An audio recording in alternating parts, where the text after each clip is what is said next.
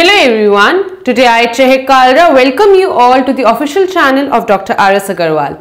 In this video, we'll discuss important question and answers for chapter Cell Structure and Function. बेटा chapter तो हम लोगों ने समझ लिया है और इसके जो वीडियोस के लिंक है वो आपको डिस्क्रिप्शन बॉक्स में मिल जाएंगे, लेकिन पेपर में क्वेश्चन के आंसर्स किस तरीके से लिखने हैं, क्या क्या ग्रास्पिंग वर्ड्स हैं, वो चीज आपको इस वीडियो में सिखाई जाएगी. So I begin now. The first question is who and how discovered cell. हम लोगों को ये बात पता है कि सेल किसने डिस्कवर करा था? रॉबर्ट हुक ने. किस ईयर में करा था? 1665 में. सो उन्होंने कैसे डिस्कवर करा था? उन्होंने कॉक लिया था. कॉक क्या होता है मैंने बताया था, बैडमिंटन शटल कॉक जो होती है ना उसके नीचे वाला पार्ट, उसको उन्होंने माइक्रोस्कोप के अंडर ऑब्जर्व करा तो उनको कैसा दिखा? कुछ इस तरीके से, यानी कि हनीकॉम्ब स्ट्रक्चर, जहां हर एक चीज एक छोटे कंपार्टमेंट के जैसे दिखी. ये छोटे छोटे रूम्स को उन्होंने नाम दे दिया cell. Basically it is a Latin word. So let's see the right words for the answer. So it says Robert Hooke, पहले तो नाम आ जाएगा जिन्होंने डिस्कवर करा. So Robert Hooke, then year in 1665 discovered cell by observing cork substance under the microscope designed by him. Very important. वो microscope उनका खुद का डिजाइन था, किसी और ने नहीं बनाया था उसको. He saw that a cork resembled. अब ये तो बता दी किसने करा है, अब क्या बताओगे कि वो किससे रिजेंबल करता है. So cork resembled the structure of honeycomb which consisted of many little compartments. ठीक है, और उन्हीं को ही उन्होंने क्या दे दिया नाम? सेल. जो वर्ड्स अंडरलाइन करे गए हैं वो इंपॉर्टेंट रहेंगे आपके लिए. Moving on to the next question. Define cell. Cell होता क्या है? सेल बताया गया था एक स्ट्रक्चरल और फंक्शनल यूनिट है लिविंग ऑर्गेनिज्म का. स्ट्रक्चरल इसलिए बोलते हैं क्योंकि उसकी हियरार्की से आपका एक पूरा ऑर्गेनिज्म तैयार होता है. फंक्शनल इसलिए क्योंकि उसमें बहुत सारे फंक्शंस परफॉर्म करने होते हैं. So let's have a look at the right answer now. The cell is structural, the first keyword, and functional unit of life, as all living organisms are made up of this.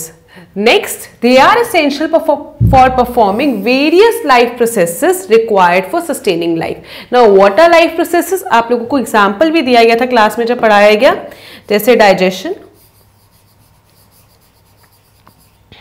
Digestion का मतलब होता है कि you take in food and you digest it. Then you have respiration, which means that you take in oxygen and then you use that oxygen for breaking the food. वो होता है respiration. Third, transportation.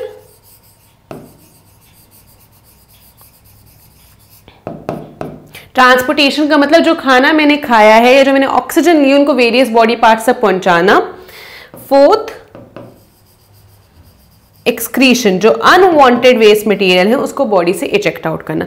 ये जो 4 आपको मैंने यहाँ पे लिख के दिए हैं ये मेजर आपके लाइफ प्रोसेसेस है. और भी है जैसे मूवमेंट हो गया, ग्रोथ हो गया, देन कंट्रोल एंड कोऑर्डिनेशन हो गया. ये सारे एग्जांपल्स हो गए इसके.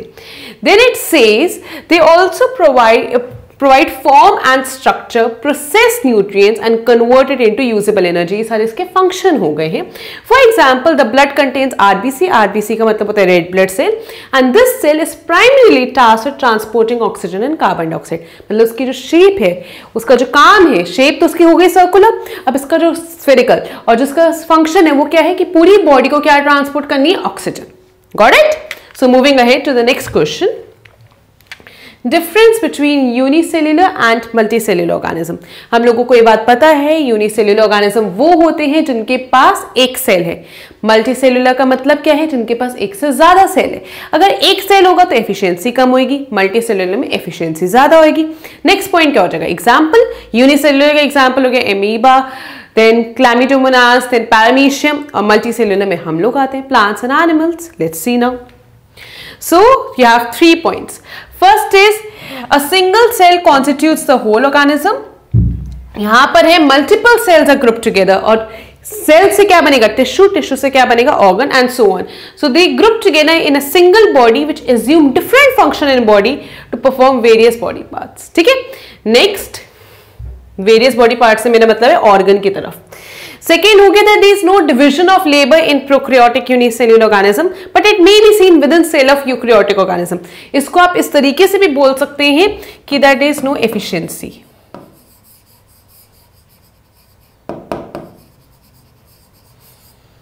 यहां पे देखेंगे all cells are specialized to perform different function of multicellular body so that is division of labor within a single cell as well as group of cell, यानी कि यहां पे ज्यादा efficiency है. Third example amoeba, chlamydomonas, paramecium, bacteria, fungi, plants, animals including humans, etc. Moving on to the next one now. Why is cell membrane called selectively permeable membrane? आप लोगों को बताया गया था कि सेल मेम्ब्रेन को हम selectively permeable membrane बोलते हैं क्योंकि वो कुछ ही सब्सटेंसेस को इन एंड आउट जाने देता है. एक दरवाजा टाइप है कि अच्छा ठीक है, उसको लग रहा है कि चीज उसके लिए जरूरी है सेल के लिए, तो ठीक है दरवाजा खुल जाएगा, अगर नहीं जरूरी तो दरवाजा बंद जाएगा. सो यानी कि selectively allow substances to move in and out of the cell. So that's a keyword. Let's see.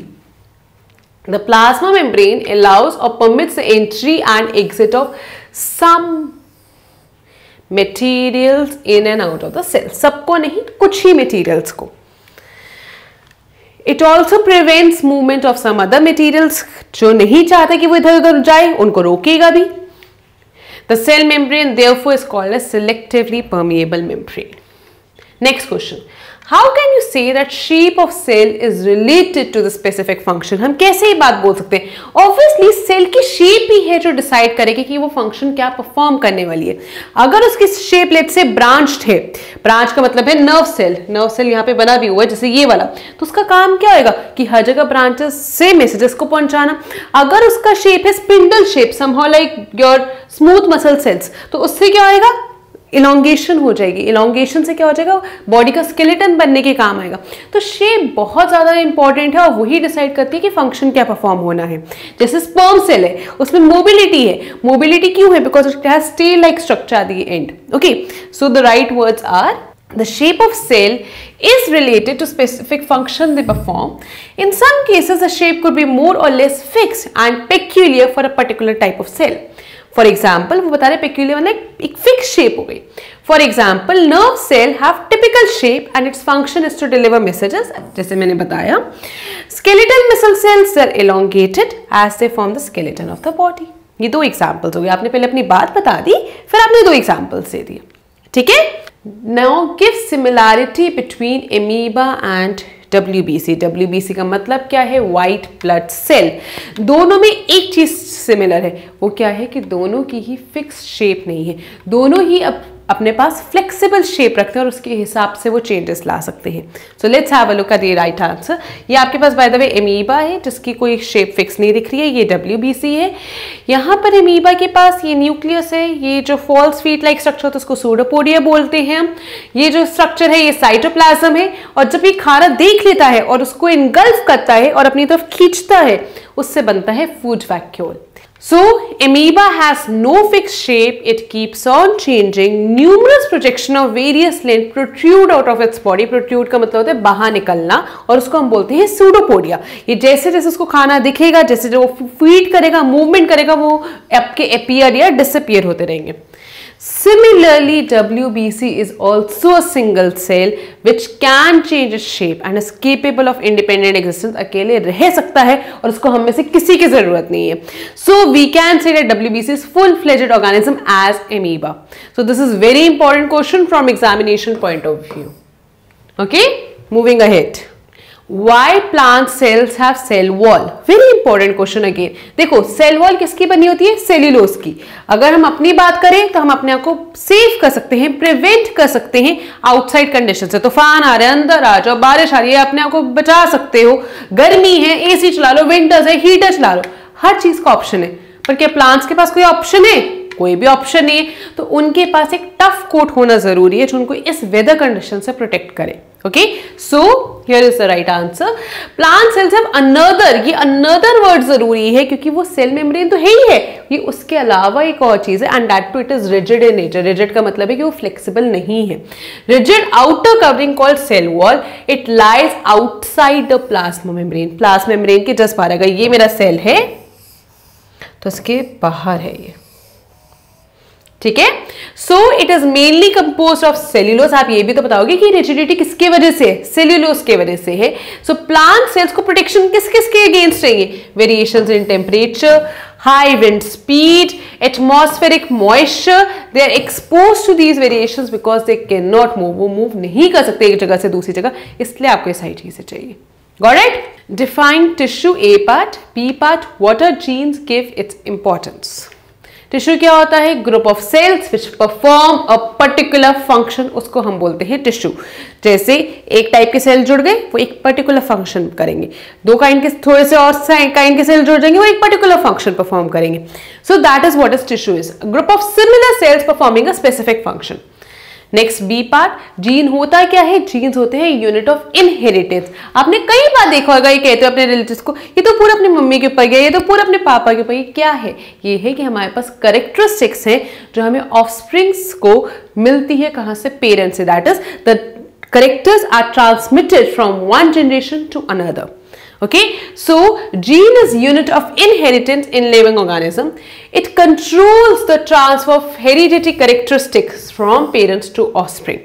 इसका मतलब क्या इस लाइन का? It means that our parents pass some of their characteristics to us. सारी नहीं, कुछ. And that is not optional to them. If your father has brown eyes, you may also. पक्का surety नहीं है, हो सकता है that you have brown eyes. If your mother has curly hair, you might also end up having curly hair. Exact copies नहीं निकलते, कुछ similarities रहती हैं. Explain structure of nucleus. So nucleus के अंदर क्या होता है? आप लोगों को बताया गया था कि न्यूक्लियस के अंदर एक छोटी सी बॉडी होती है जिसको हम बोलते हैं न्यूक्लियोलस. जैसे सेल के पास एक मेम्ब्रेन होती है, ऐसे न्यूक्लियस के पास भी एक मेम्ब्रेन होती है जिसको हम बोलते हैं न्यूक्लियर मेम्ब्रेन. इसके अंदर कुछ थ्रेड लाइक स्ट्रक्चर्स होते हैं जिसको हम बोलते हैं chromatin material which further develop into chromosomes. Okay, so here is the right answer. It is an important component of living cell. It is generally spherical. पहले तो इसकी शेप बताई गई है, स्फेरिकल, और ये लोकेटेड कहां है? सेंटर ऑफ द सेल में. Nucleus is separated from cytoplasm by membrane which is called as nuclear membrane which I told you. जो काम सेल मेम्ब्रेन का है वही काम इसका भी. Right, it is porous and allows movement of material between cytoplasm and inside of the nucleus, यानी कि अंदर बाहर अलाउ करेगा. There is a small spherical body in the nucleus which can be seen with a microscope of higher magnification which is called as nucleolus. ऐसे नहीं दिखेगा ये. Fine. Next set of questions we'll discuss in the other part of the video. With respect to this, if you have any doubt, you're free to ask me in the chat section. Thank you.